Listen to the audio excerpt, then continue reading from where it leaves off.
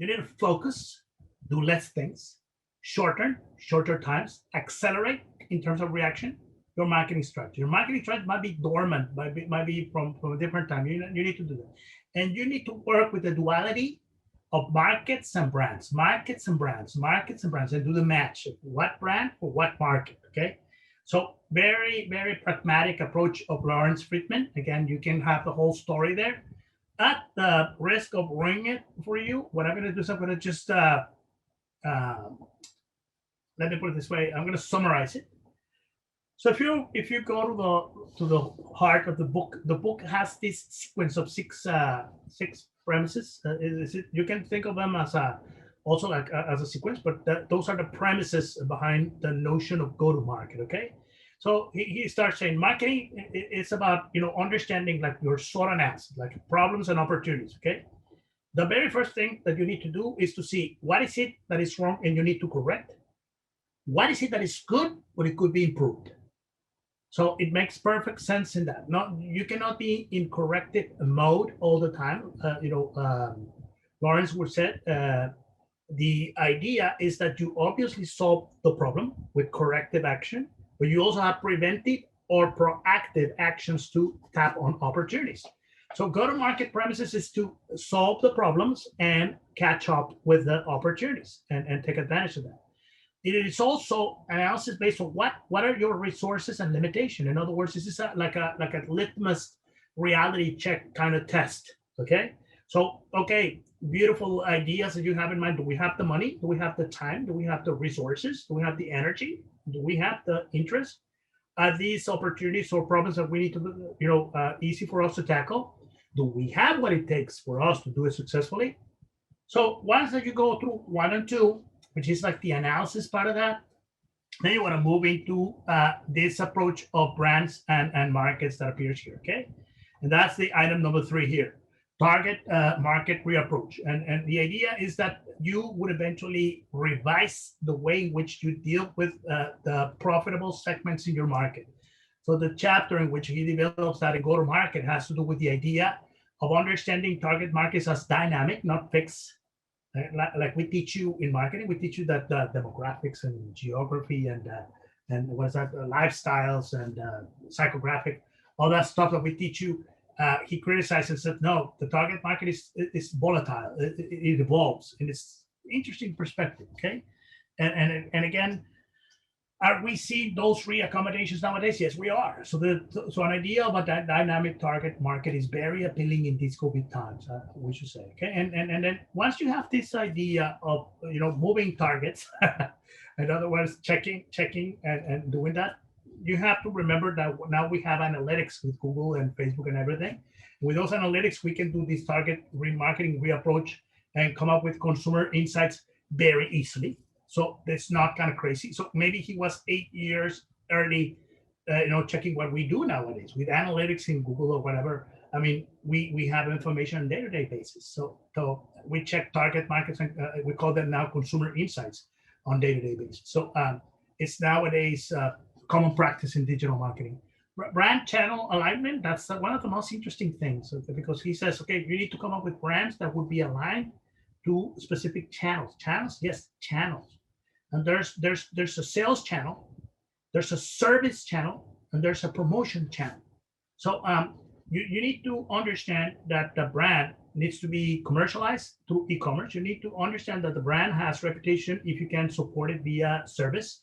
And you also need to make the brand visible using promotion. So this idea of having brands who are essentially 1, e-commerce, 2, service, 3, promotion or advertising, is that idea.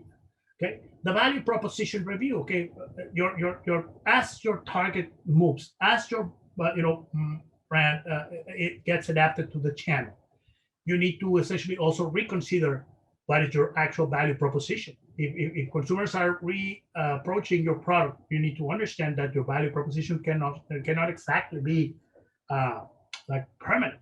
It evolves with the natural evolution of the product. So what used to be like convenience is probably now convenience with proximity or with trust or something like that. And then he became very famous. The book actually is very well. I was telling Jorge, this is a staple in retailing, and this is like a must reading for category management. Managers and people like that. Basically, because of the number 6, which is channels and partners. What Friedman does, he essentially talks about building channels. He says the most important marketing strategy is channel dominance. And that is what you essentially would do. If you reach your consumer faster and efficiently because you have dominance in the channel, then your marketing strategy overall is going to be successful. And that is what go-to-market ended up being associated with. The idea of building fast, and again, fast, short, and accelerate marketing strategies based pretty much on the delivery of products and experiences to consumers in a dominant and efficient way. Dominant meaning over your competition, efficient meaning your customer, as we, Professor, teach you, would get the right product at the right time in the right amount at the right cost, okay, at the right price, if you may. So that's the whole idea of number 6. And many people read Friedman nowadays because of, again, this. And this is the paradigm on category management, partnerships, and things like that, okay? So go-to-market reactions. We're going to see like three basic reactions, 3 ways of understanding this idea, three applications. Okay, let me just check my time to see how am I faring. Yeah, I got some 15 minutes, 10 minutes to cover this. Yeah, these are the examples, so to speak. Okay, so cases. Let me then tackle this. There will be like 3 ways of reacting to COVID. Okay. 1 is revision, 2 is reapproach, and 3 relation. Well, why don't we put them in the context of what I said? Otherwise, this talk is going to be like too generic. In the right context, which is the context of what? Of Canada. Oh, Canada. Okay, so what kind of image do you have of our country? You might think, are you Canadian? Yes, I am Canadian. I'm a Canadian citizen since 2 years ago. So I'm Mexican. Okay, Mexico, Canadian. Anyway, so the idea is that the country has like very, very interesting, connotations. For Americans, we are boring. And this is a very interesting side here that says, sorry, we're boring, because Canadians say sorry for pretty much everything. There's also a slight way of pronunciation which is different. They say about and hey, kind of hey. But this is the first what would that be, sentence of the national anthem. Oh, Canada. That's why I used it as that thing. Okay. So, but the expression is kind of hey.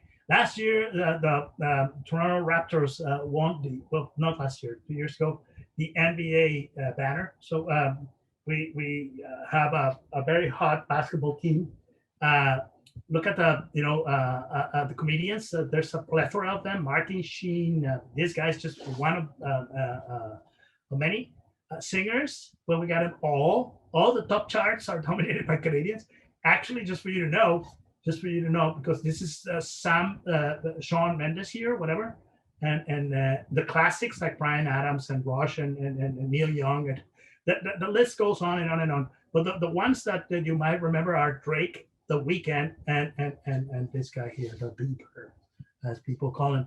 And we have a super hot, prime minister and his wife, who are very, very nice people, very, very nice people. I mean, sometimes Canadians, complain because of these guys are like too naive.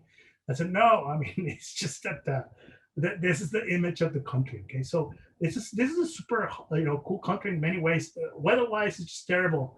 But people, this is a factory of talent and cool stuff. Okay, so Canada has super cool brands. I mean, like Lululemon, Athletica, Herschel, that have made it into the campus life. Some of you might have seen this. Lululemon Athletica is super hot in California, and Herschel is the hot brand on knapsacks and stuff like that. So these super cool brands have social media endorsements. Every successful brand has like a little niche, branding and solidarity. Yeah, corporate social responsibility has become like one of the most important ways to position branding nowadays. Is COVID forcing a new approach in this idea of solidarity that is so commonplace in Canadian brands? Like if you look at this, you will notice that. Uh, One of the most visible brands in terms of this branding and solidarity phenomenon is Patagonia, and even though when Patagonia is now based in I don't believe in this California, Oregon, or something like that, it's in the U.S. It was founded by Yvon Chouinard from in Quebec. Okay, so this idea is very prevalent here. Greenpeace was also created here in Vancouver, not only in Canada. In Vancouver, started here. So we're very pinky. We're very hippie. I mean, as a country in many ways. Okay. So let us just look at these three strategies, right? Okay. Let me probably look at two of them, and then talk a little bit about the one in the middle, which is kind of a lengthy because I don't have like 8 minutes to run a video that would. So what if I just go to the very first one and do that? Okay. I'm going to show you a very uninteresting yet interesting. I'm using this on purpose.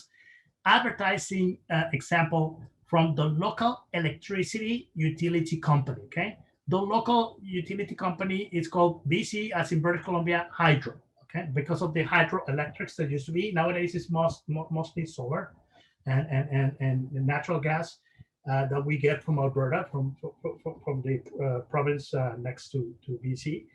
And that's it. Okay? They have a very interesting campaign. They actually recruited an actual employee from the company, a person who actually works in the company, who is very charismatic, very fun, nice guy, get along with everything. He has a thing. And they use it to do and run a consumer education company. Okay, campaign. I'm sorry. What he does is the irony of this thing is this guy goes into homes to teach them how to reduce their energy consumption, how to minimize the waste. So this is a very interesting case of demarketing. Buy less of my product.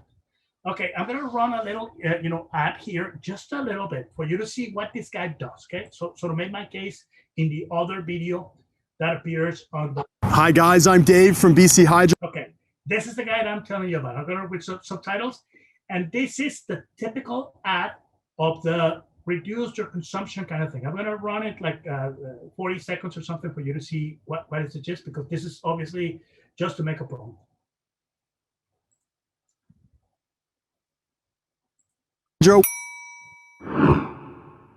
We're here to meet the Beaupre family and see if we can help them save some energy and some money. May I come in? Yes, please come on in. I hear you guys are looking for a little help saving energy. We are. Yes, definitely. That's kind of my thing. There's definitely an Arctic vibe in here is what I'm trying to say. Really you feel that? Yeah. We spend most of our time upstairs, actually. Yeah, I can see why. I don't see a heat source here. Where does the heat come from in this room? Actually, it's behind this bench. Armand, will you help me with that? Oh, that's the first time I've seen it. Oh, well, see, because I clean it, so I do know where it is. So you clean it, and then you pop a giant bench in front of the vent. Guys, we just met, and I definitely don't want to tell you how to live your lives, but I think you're going to be a lot more comfortable if you move this out of the way and let the heat flow through this room. Oh, that makes sense. That's why we're always cold down here. If this is any kind of indication of what we're dealing with, we're going to have a busy day. I'm psyched. I love this family. This is great. Thank you. Okay, that's an ad, typical ad. Okay, what happened? This is the normal advertising efforts that these people, would do to educate consumers and do that stuff. But let us just go to the interesting thing and what makes the case, okay? Which is essentially the other video that I have prepared. Oh, sorry. Let me just go back to this. The other video, which is essentially the one. If you go to this slide, you'll see that the first video that I played is this, and this is the second. The second is Dave again, very serious, introducing the CEO of the company and letting us know what is the situation with the COVID. Okay, so how did the company review their whole strategy to do this? It's a very interesting video. I'm going to run it.